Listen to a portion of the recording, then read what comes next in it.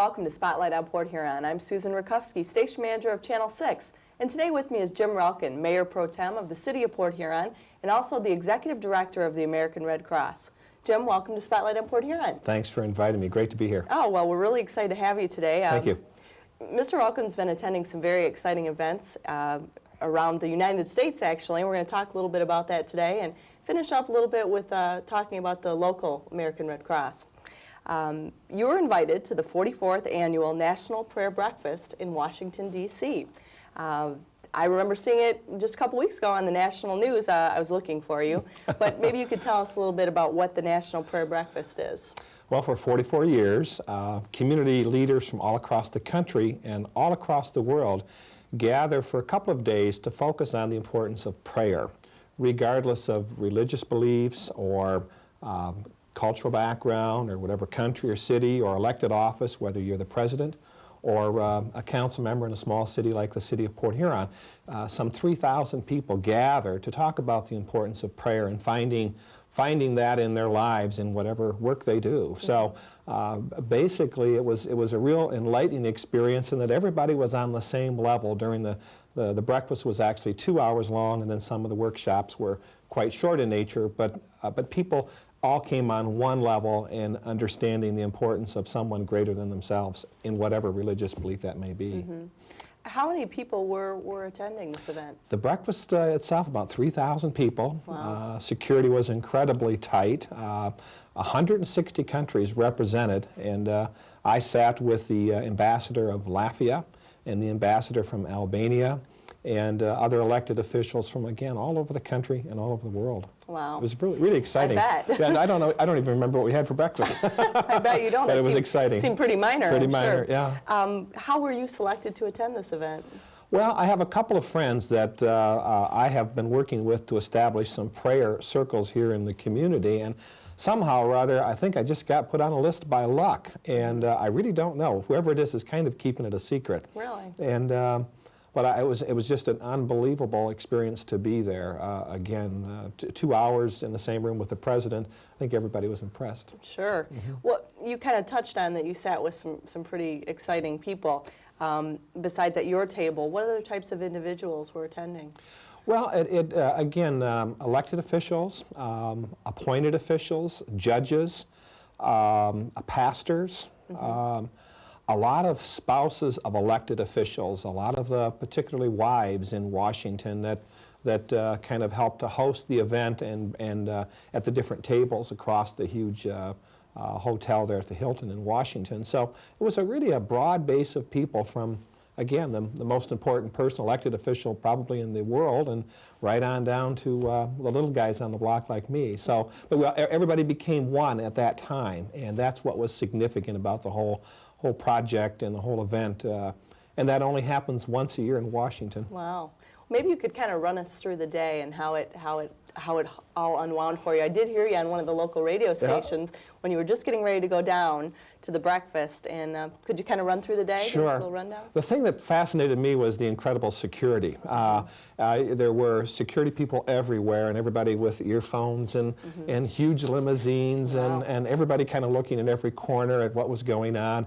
And people gathered almost an hour before the huge hallway even opened up, and to get through security and to get through all the clearance procedures, even to get into the room. And when I walked into the room, again, seating for 3,000 people, that's a pretty good sized room. Yes. And again, I was by myself, and I thought, well, I'll probably be at one of the tables towards the back.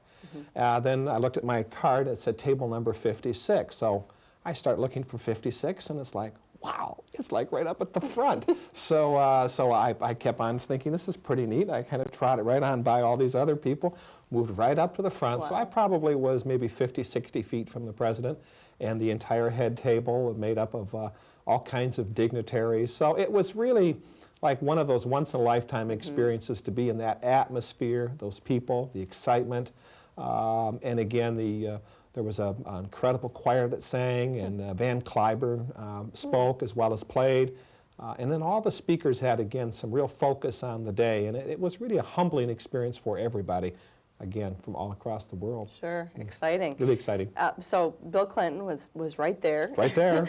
And he gave a breakfast speech. He gave a breakfast speech. He did, as did again a number of others. Believe it or not, he was towards the end in the presentation. He was there the whole time, though, the whole 2 hours, which that impressed me too. With such a busy schedule, that he would take a couple of hours again to focus on the importance of prayer. So he basically got up and again focused in his remarks on, again, the importance and the power of prayer, and that all across the different boundaries, this is a still important element in Washington and across the world. So again, people of different religions heard the president speak and sat at tables and visited with each other after his remarks. And so it was, I think he challenged everybody, again, in whatever walk of life, to focus on the importance of prayer, National Prayer Day. Was Hillary in attendance as well? She was, and not to cause any disrespect, but one of the things I did notice is that she seemed terribly tired. She continued to, she had her hand on her chin most of the time and seemed really somewhat exhausted. So I don't know if she had come in from a late night trip or whatever, but that kind of caught my eye. Well, that's kind of interesting. Kind of interesting. I'm one of those people watchers, so it fascinated me that... and the Gores were terribly hungry. The vice president, they were. I mean, it seemed like all they were doing was eating, and like they hadn't eaten in a couple of weeks. You're getting the real scoop here. Yeah, I'm getting the 6. scoops. Yeah. Interesting. But it's the truth. It's exactly what happened. Well, so it's fascinating. I think what we forget a lot of times with these type of officials is they're just people. Absolutely. You know, they get tired, they get hungry. Absolutely. They're just people. Yeah, So. and there's a lot of great humor through the whole event. I mean, there was some teasing going on, and Al Gore had said in his remarks, you know, when I arrived at the Hilton, he says, I was standing there, and everybody just thought I was a stiff. They didn't know who I was. And I think it was to make a little bit of fun that all the important people were arriving, and he was just the vice president. Sure, just the vice Just president the of vice the United president. States. Yeah. Okay. So after the breakfast, you attended some seminars? Yes, and people from all over the world spoke on their experiences in their communities, big and small, as again to the event of gathering people together in prayer, regardless of religious orientation or background. And there was a lady from Israel who for 45 years in her small community brought people together, has been bringing people together under the power of prayer, and again, neutral ground, talking about the importance of communicating to God. Sure. It was really humbling. Yeah. Well, I guess my final question is, and it seems kind of silly with how much you keep saying it was just humbling, and what's the thing you're going to walk away from and remember the most about the event? I think that I want to go back because, again, the people, it was my first time, so I was uncertain as to what to expect. And so I kind of sat back in many ways because I was really by myself in the sense of no one else with me to reflect what was going on. But now I've had a chance to reflect on my own thoughts. I'd like to go back and learn more as to, again, why do people come and from all over the world to this thing. Is it possible that you'll be invited again, or is that... I'm going to do everything I can to get on the go list. back, To go back. So it was great, the power of prayer, and that's what it was all about. Interesting. Well, let's move on to our next topic. Another exciting event that you took part in is the Red Cross National Conference of Volunteers, and that was in Kansas City. Tell us a little bit about that. Well, you know, the Red Cross has a long history, 120 years of history of volunteerism, and the conference focused on bringing everybody from across the country in whatever position. You could be a volunteer manager, or a paid manager, but people of all walks of life in the Red Cross who work with volunteers to be re-energized as to what should be our focus in the 21st century. People are busier, they have less time, more responsibility. How, as an agency that has a great dependence on 2.5 million volunteers nationwide, how do we maintain that group? How do we better train them, educate them, and allow them the opportunity to serve the community? So we did a lot of networking, and so the focus was to re-energize ourselves with ideas and bring them back to our own community and put them to work. Sure. Well, that's a really interesting point with how busy people's lives are today. Yes. And they're being stretched to the maximum with work and home and responsibilities they have. Do they have time to volunteer anymore? Of course, that's what you need. Absolutely, and that was, again, many of the topics focused around that. You know, what are we going to do? What are we going to do? Yeah. Okay, another exciting part of it is that you were actually a presenter of some information. Tell us a little bit about that and your topic. Well, it's a real honor, Sue, to be a presenter. St. Clair County, which we represent, our population base of 142,000 people that we serve, had the opportunity to speak on behalf of our residents on how supportive our community is to the local Red Cross. So I chose the topic that great things come in small packages, because we really are in many ways a small community, the greater Port Huron St. Clair County area. And so my topic was to encourage other Red Crosses around the country that they too can have a great thing in a small package if they want to work at. Maybe reversing the philosophy a little bit of volunteerism, which is really to go more on asking people for talent to match what needs to be done versus asking people for time. And when we're sharing our talents, whatever they may be, if we like to sing or cook or whatever we like to do, or if we like computers, is to focus on asking people for their talent to meet the needs of the community. And at the Red Cross, they can do that. So my presentation involved about 50 people, and haven't seen the ratings yet, but I think I did well. So All right, it was fun. Great. What other types of presenters were there? Or other people, what other topics did they cover? There was a great session on ethics, because in the nonprofit business we have a responsibility not only to the volunteers, we have a responsibility to our contributors and to the community to be ethical, high standards of quality service. So there was a lot of customer service types of things. How can we, with volunteers, provide services to our community? That's a pretty tough call. Sure. When a lot of the work that we provide is not, the things that we do is not busy work. I mean, when you're responding to a disaster, Sure. collecting blood, teaching classes, helping military personnel, that's not busy work. That requires a professional, and to not pay people to do that, Sure. that's a pretty tough call. And could be a life and death situation. Well, particularly if it's your life, you know, that you have the need for our services, the need for someone to provide a CPR or first aid on you, or again, the need for blood or blood product for you or a family member, or if you have a family member in the military and there's an emergency, your Red Cross has to be there. Sure, sure. How many people and from all over the U.S. participated? Yes, all over the U.S., and there were representatives from several countries, because the Red Cross is an international organization. There were 6 representatives from foreign countries, and then about 500 individuals from everything from Oregon to Connecticut, and met and made a lot of new friends. So again, just an incredible opportunity to network, share our vision here in St. Clair County, and then bring back a lot of new ideas to help our own community. What will you remember most about your experience in Kansas City? Well, the barbecue place that we went to. Oh, that's not exactly what I was looking for. That's not what you were looking for. But I think the fact that we are one Red Cross, and there's an opportunity for us to, even though we have a geographical boundary that we're responsible for, as a nation and as a world, the Red Cross has a vision for the future, and that individually we all have to buy into that and to do a better job. And that's a bit, you know, it sounds a little bit trite, but the fact remains that there's a bigger expectation from the public. How do we meet that with a volunteer staff in our community? Sure, important. Important. Let's talk a little bit about the local Red Cross. And I have to say right up front, every time I go to where you work, I'm just so impressed. I mean, I read in your statistics you have over 1,300 non-paid employees, and you are the only paid employee. That is correct. That's amazing for a community of our size. It really is.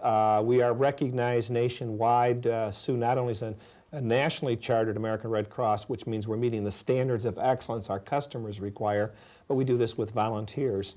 Last year, by the way, those 13,000 people, that equated to 54,000 hours of service. Those are actual recorded hours where the volunteer signs in, checks in their service time, and checks out. A lot of our volunteers, we have trouble getting them even to record their service hours, but it's 54,000 hours of service to the community. We're nationally recognized, and again, it's because the commitment of our community, the financial support, the volunteers. We have a magnificent facility, and we're lucky. We are just very lucky, and I feel privileged to work with these magnificent volunteers. And our vision for the future is to expand upon that. We can do more. We have the opportunity there. So. Well, I know it's not so new now, but you have a training center. Is that what you're calling it exactly? Yeah, it's the Henry L. Myers Educational Center, Training Center, where we've really worked to focus on improving our community's capacity to understand the importance of first aid and CPR. We'll be doing some pre-marriage counseling programs. We just completed a babysitting program. And so we're really trying to do what we can in the health and safety area for our residents, and do it at the very best and with the least amount of cost associated with it. And do it with volunteers. Sure. Boy, that's a It's a lot. big call, but it works. Sure. Well, let's talk. I know you mentioned before that I think most people, when they think of the Red Cross, they think of blood. They do. They think of that's the blood services. correct. But there's a lot more than just the blood services that you provide. Can you touch on that? Yes, and just this last week, it's an excellent question. This last week in the disaster, and we think of disasters, we think of hurricanes, tornadoes, and earthquakes, but really more people are affected by single-family fires. A home burning, an apartment burning is a disaster for that family and the extended family. And just this past week, we've seen 8 fires in our county of St. Clair County, and the Red Cross responds to all those, providing immediate assistance to the victims. And then, of course, we touched a little bit on health and safety. A lot of people now are required to have first aid and CPR by their employer. And so that's an important component of what we're doing. And then, of course, are some of our new youth programs. And then an on-scene program, but a critical one, is a number of young men and women in the military. And when their families need to communicate an emergency to them, it can only be done through the Red Cross. We verify that the emergency is real. And so whether that young man or young woman is on a ship in the middle of the Atlantic, we're able to get that message through. That's amazing. It is amazing, and do it with volunteers. And it has to be a person, by the way, 24 hours a day, 7 days a week. Not voicemail, not an answering device, not a call between 8 and 4 in business hours, but rather an individual. And it has to be a volunteer. That's pretty tough. And that's very important. I mean, it could be the death of someone in your family. That is correct. Or I don't even know. No, you're absolutely correct. And in the case of, let's say, you had a family member in the military, you could call them and tell them there's been an emergency, but the government will not release them until we validate that it really is real. Government doesn't have time to run around and validate these problems. That's our role.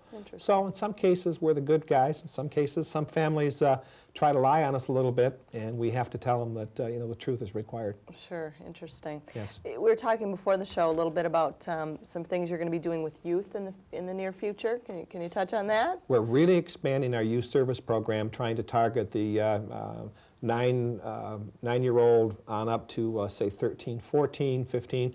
Then we're going to go after the young adults, that 18 to 26-year-old category called Generation X, to indicate to these young adults and to young people that the Red Cross has opportunities for them, again, to share their talents with the needs of the community. And ultimately, who's the community? It's us. It's who we are in our own area. We're responsible for one another. So a lot of the energy that young people have can be brought to the Red Cross. They can teach. They can do AIDS education. They can help on disasters. They're the technologically advanced part of our community. They're into the computers and the technology. They can work in the technological area for us and bring their incredible enthusiasm to serving the community. So we're going to be working this year very hard on a new national plan, bringing the Generation X volunteers to the Red Cross for service, and then in turn also the younger people, to give them opportunities to work in the community, hospitals and everything. So what an important lesson to start teaching kids from a young age to give. Absolutely. If we don't do that, then the Red Cross will go out of business. There's no way the public would financially support if everybody were paid. Sure. And we take those things for granted. Sure.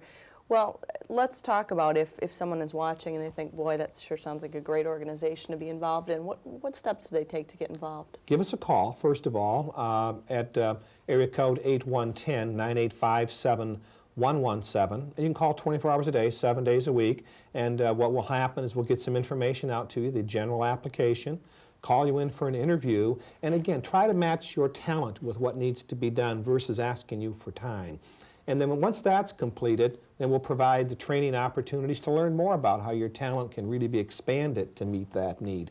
And then ultimately, if it's fun, if it's based on your schedule, then we're going to have you as a volunteer at the Red Cross, and you will be the beneficiary. I often joke and say we ought to charge our volunteers for letting them work in the community, because I think they get more out of it than they give. And that's where I think we've been successful. It has to be enjoyable to do, and that's what we really focus on. Have a good time with your volunteer work, because the customer we're serving, if they see a happy volunteer, then they'll be a happy customer, and that's what's important. That's true. I think a lot of times in nonprofit organizations, the quality of customer care can maybe get a little blurred or lost. That is correct. And that's been always one of my philosophies is the customers first and care for their needs. Absolutely. And you know, not to sound cynical, but in many cases too, the customer, if it's emergency related, will not focus on if you have a volunteer badge. They won't look at that. They'll look at the Red Cross and trust in that symbol.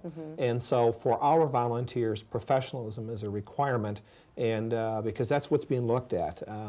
People in trauma won't look at the volunteer part. So the expectation of our people is pretty high. They've got to, but it works. It really does. It's a great organization. I'd like to thank you for being with us. A lot of exciting topics today.